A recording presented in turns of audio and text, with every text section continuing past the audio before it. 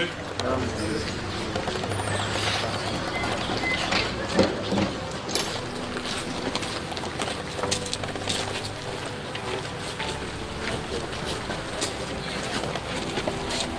ngira ngo murabona ko uyu nguyu arifata ku mavuta wari umaze igihe akurikiranyweho ibyaha bigiye bitandukanye, harimo ibyo gukoresha ibiyobyabwenge bizwi nk'urumogi no kwibasira abantu akoreshejwe imbuga nkoranyambaga, cyane ko umuvugizi wa RIB yaje kuba bigarukaho avuga ko ibintu fata ku mavuta yakoze bidakwiye. Kuri uyu munsi rero ku itariki 5 nibwo urubanza rwe rwaje kuba rwasubukurwa, kuko mu minsi yashize ubwo hari kuburana uwitwa Miss Muheto Divine haje kuba hasubikwa urubanza rw'uyu mugabo afata ku mavuta, bitewe n'uko we ubwe yabyisabiye akavuga ko adashaka kuburana uwo munsi, yumva ko nyine urubanza rwasubikwa. Rero uyu munsi ku itariki 5 nibwo urubanza rwaje kuba rusubukurwa mu masaha ya mu gitondo hariya ku ngoro y'ubutabera, rwose urukiko rw'ibanze rwa Kicukiro, aho Miss Muheto yaburaniye nawe. Ngira ngo ibyo byamaje gutambuka mwarabimenye.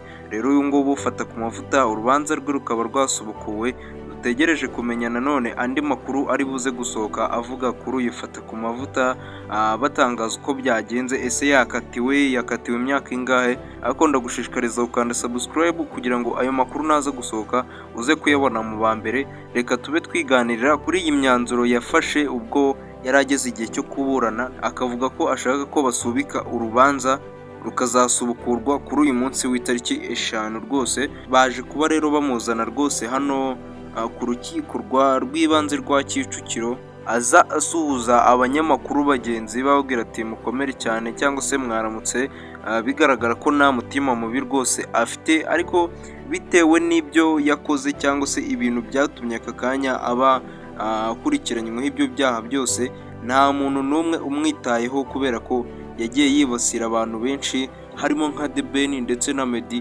Ibi ngibi bivugwa ko yaba yaratumwe n'uwitwa Bruce Melody kugira ngo azasebye aba bahanzi bombi, kugira ngo nanone bakomeze cyangwa se Bruce Melody akomeze yubaka izina, nta muntu n'umwe asangiye nawe ubusitani mu gihugu cyose, akomeze yiharire umuziki nyarwanda.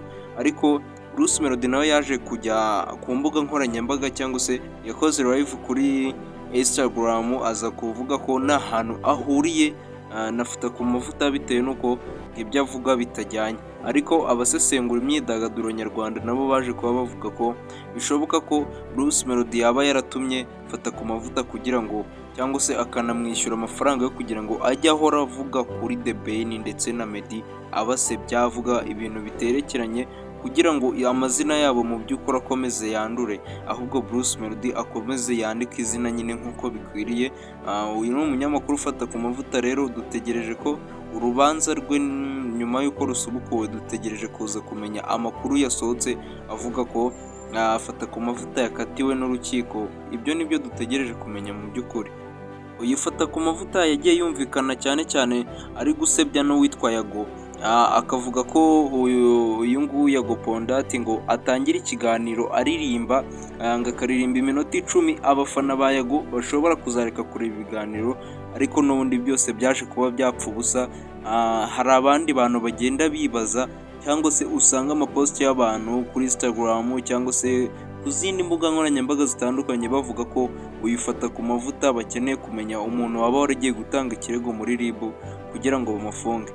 Ariko mu by'ukuri ibyo byose nta muntu ubyitayeho, bitewe n'uko fata ku mavuta ntabwo yigeze agaragaza umuco mwiza muri iyi showbiz nyarwanda, kuko baje kuba banamusangamo urumogi ruri ku kigero cya 298 hafi 300, kandi bavuga ko mu by'ukuri umuntu muzima utanywa ibiyobyabwenge aba ari ku kigero cya 0.24.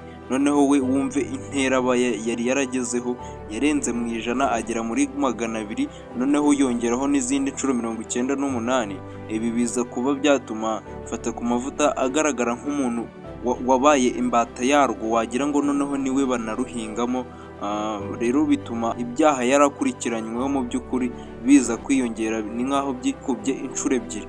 Fata ku mavuta ibyaha yari akurikiranyweho yari ibyo gusebya abantu ku mbuga nkoranyambaga cyangwa se akinjira mu buzima bw'umuntu.